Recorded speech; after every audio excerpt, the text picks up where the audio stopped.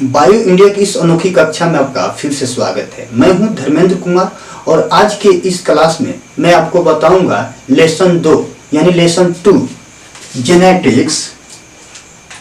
Genetics and evolution यानी आनुवंशिकी एवं विकास के बारे में। आपको पता होनी चाहिए जो हम लोग का लेसन 1 है उसे आप रिप्रोडक्शन कहते हैं और रिप्रोडक्शन में आपका मुख्य रूप से 4 यूनिट है।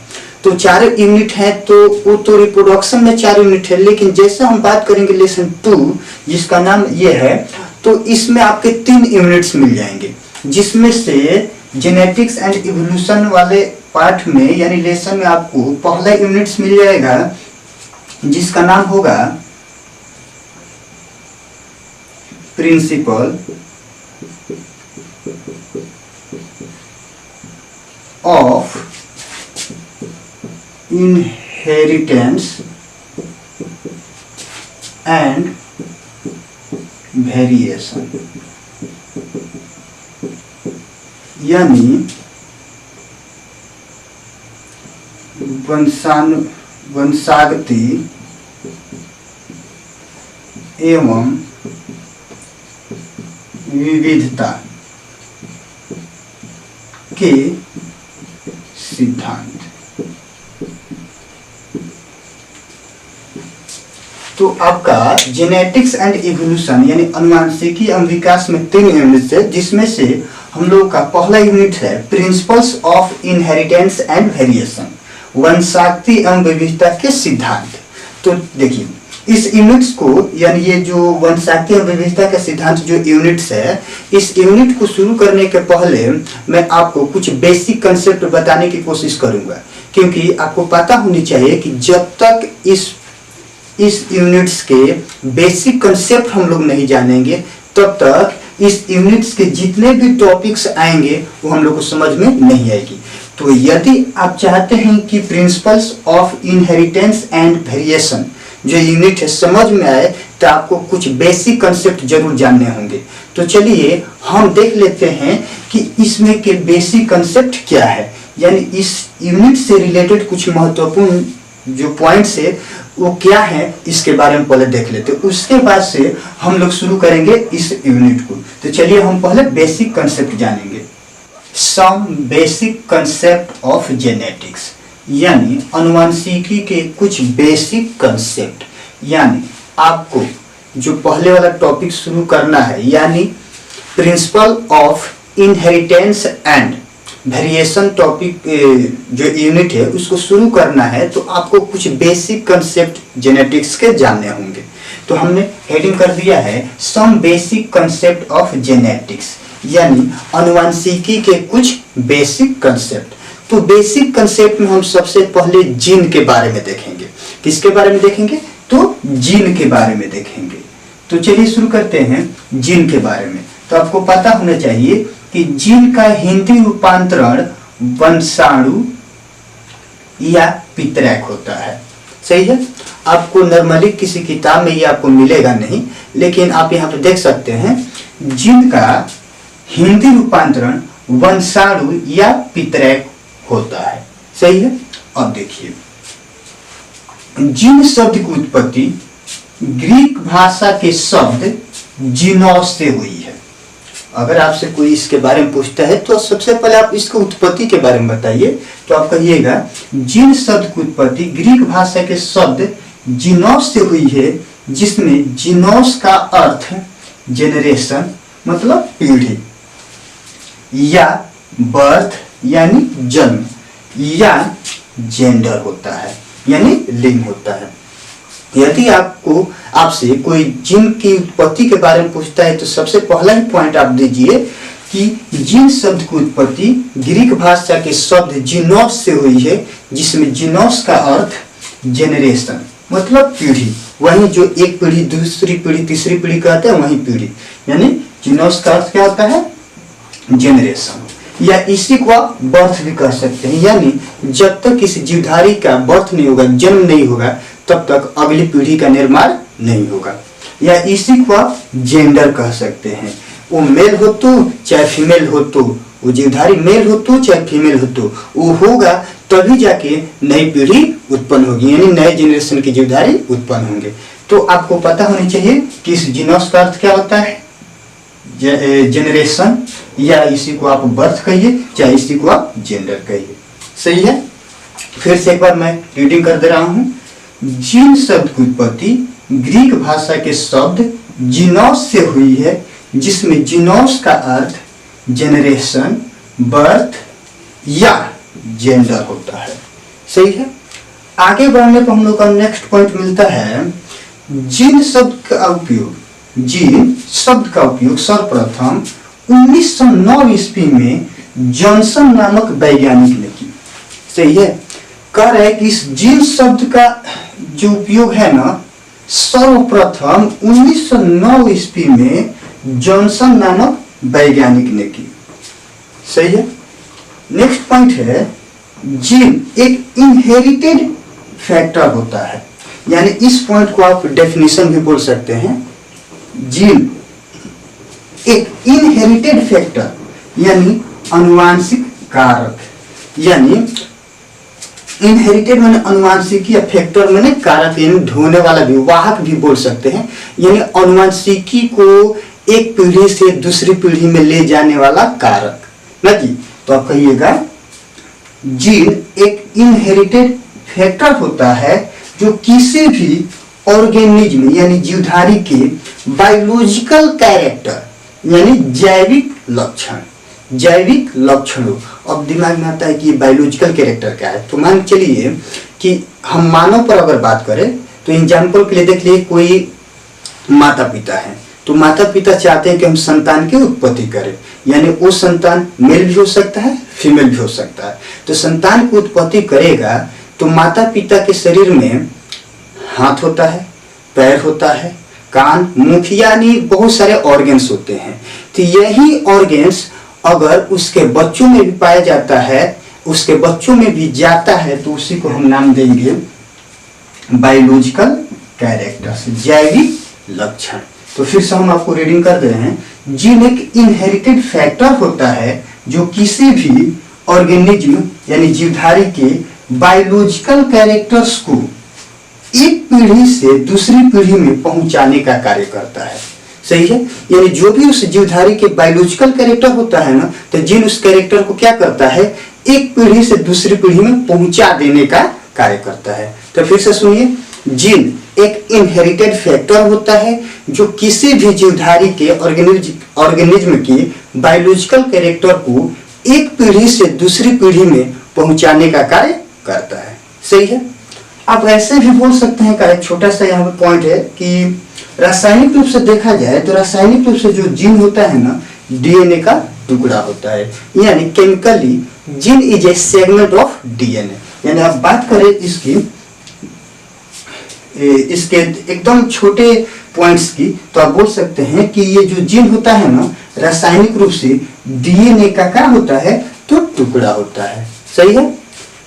तो इसमें और भी पॉइंट है। तो अगला पॉइंट है, जीन हमेशा पेयर में रहते हैं, यानी जो जीन होते हैं ना हमेशा जोड़ा में रहते हैं, यानी जीन तो सिंगल होता ही नहीं है, रहता ही नहीं है।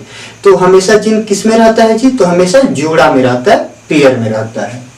और नेक्स्ट पॉइंट है, जीन क्रोमोसोम यानी गुणसूत्र के ऊपर लीनियर अरेंज यानी रैखिक रूप से सजना, रेखीय रूप से सजना। तो कह रहे हैं कि जीन क्रोमोसोम के ऊपर जो होता है ना, लीनियर अरेंज होते हैं। ये जो जीन होते हैं क्रोमोसोम के ऊपर यानी गुणसूत्र के ऊपर लीनियर अरेंज होते हैं, यानी रैखीय रूप से सजे होते हैं। सही है। आपसे परीक्षा में एग्जाम में क्वेश्चन पूछा जा सकता है कि जीन किस पे सजे होते हैं या जीन कहाँ पाए जाते हैं, तो आपको बोलना होगा क्रोमोसोम के ऊपर। फिर कोई किसी ने पूछ दिया कि किस रूप में सजे होते हैं, तो आप कहिएगा लीनियर अरेंज होते हैं, यानी रेखीय रूप से सजे होते हैं। सही है। नेक्स्ट पॉइंट है, जीन एसिडिक नेचर यानी अम्लीय स्वभाव का होता है।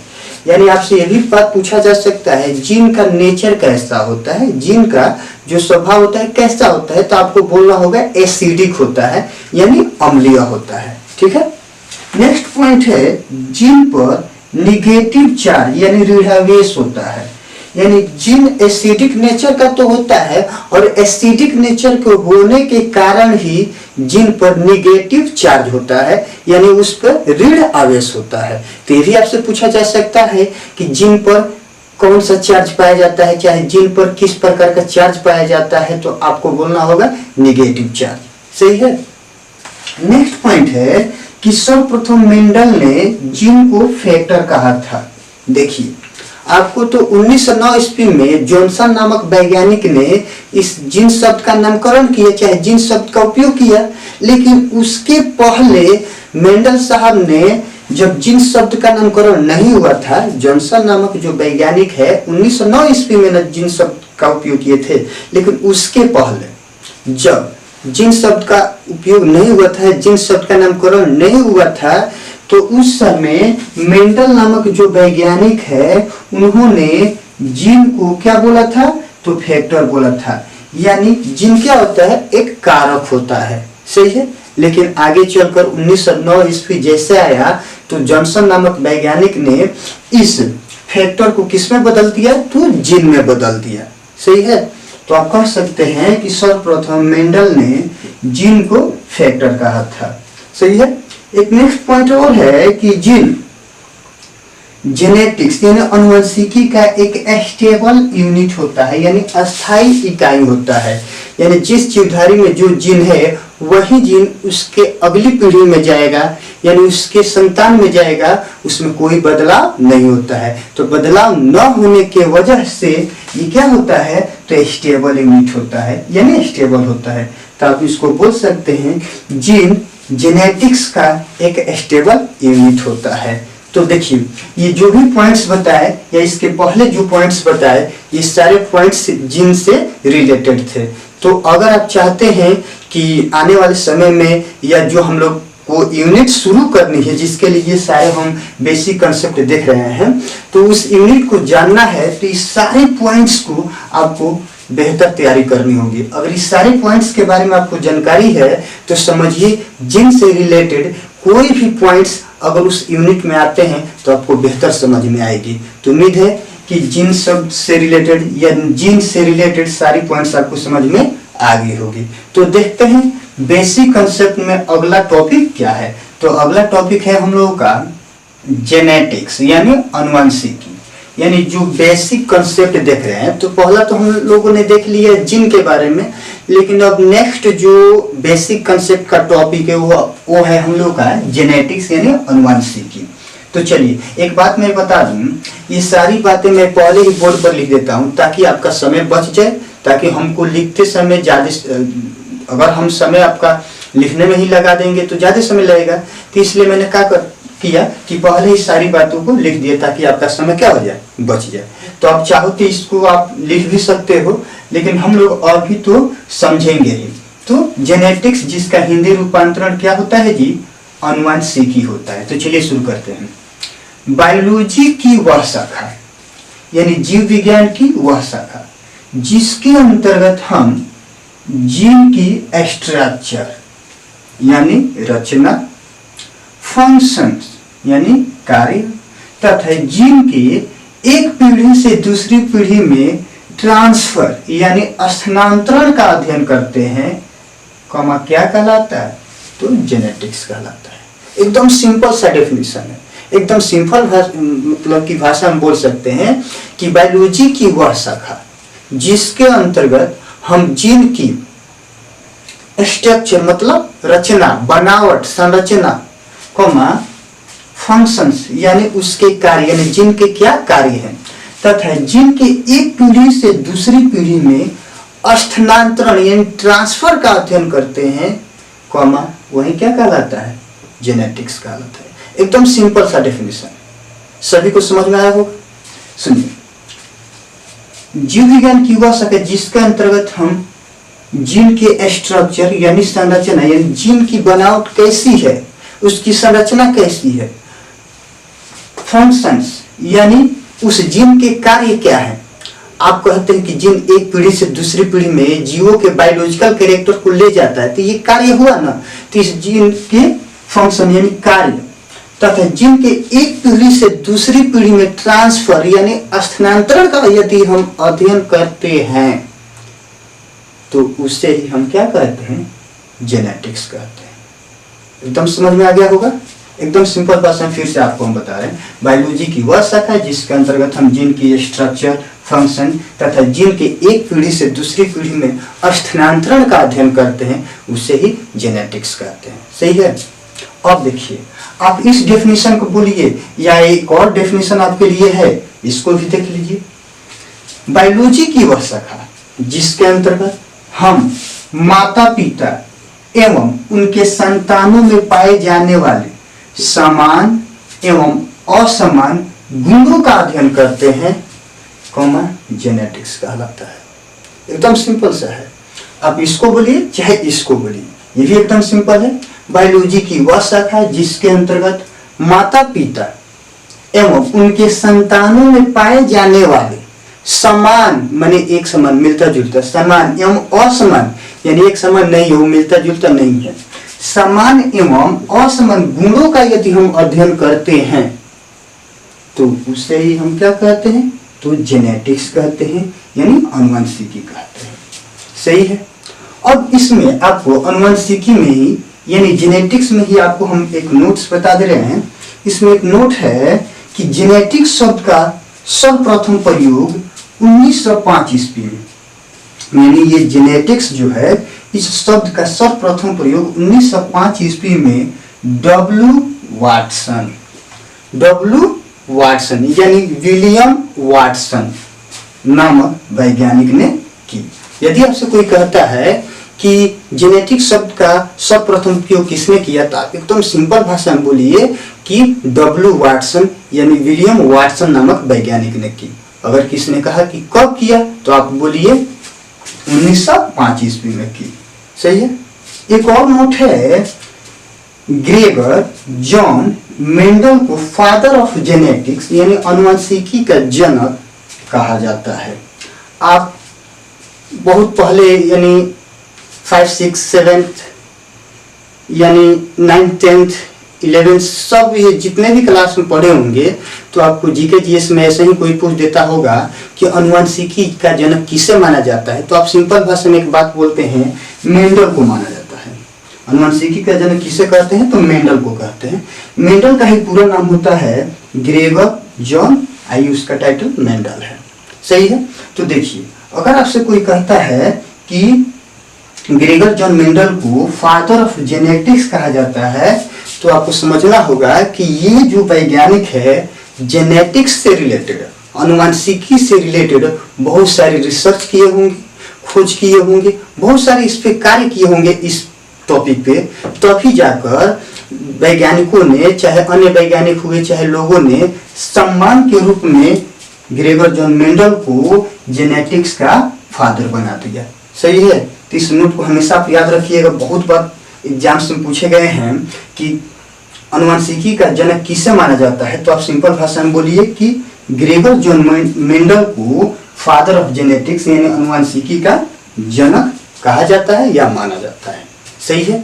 तो ये वीडियो देखते ही देखते लंबा हो गई, और लंबा वीडियो आपको पसंद नहीं है आप लोगों को, तो आज इतना ही रहने दीजिए। फिलहाल के लिए गुड बाय।